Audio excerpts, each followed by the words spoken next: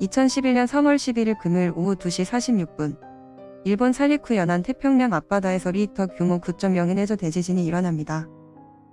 우리가 일본 쓰나미로 잘 알고 있는 동일본 대지진이죠.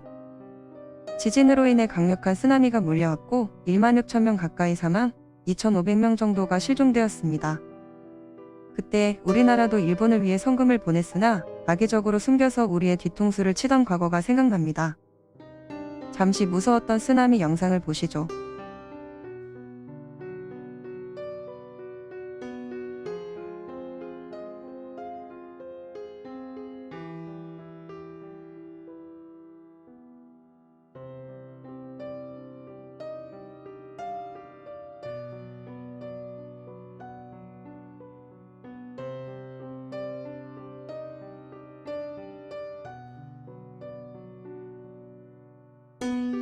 지진으로 인한 쓰나미 때문에 많은 인명과 재산 피해가 있었지만 더 큰 문제가 있었습니다. 후쿠시마 원전에서는 지진 내구력 7.9를 넘어버리자 외부 전력이 차단되었고 15m 높이의 해일이 원전을 덮쳤습니다. 전력이 모두 끊기는 블랙아웃 상태가 되자 원자로 냉각이 불가능하였고 노심이 녹아내려 원전이 폭발하는 초유의 사태가 발생하였습니다.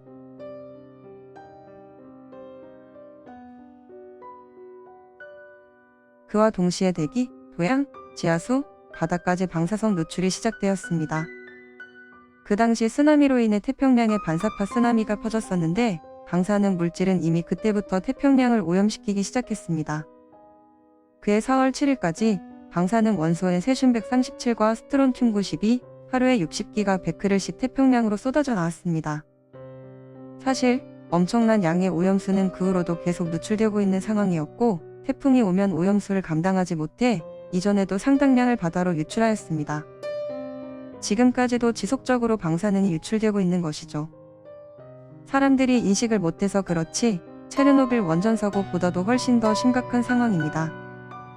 이러한 사건은 일본에 무능하고 파렴치한 관료주의도 한몫하였고요. 현재 태평양의 방사능 오염도도 심각한 수준이지만 일본은 이제 대놓고 오염수를 방류하겠다고 합니다. 양심이 없는 일본 정치인들이 정보 은폐와 소극적 태도로 일관하고 있습니다.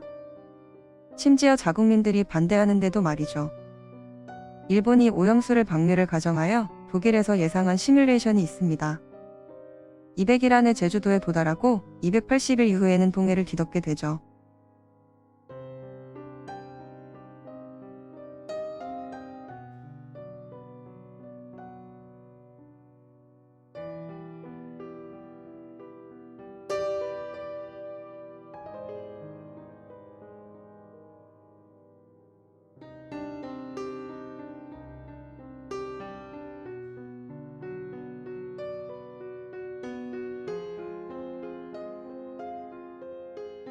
그럼 방사능 오염수는 얼마나 위험한 것일까요?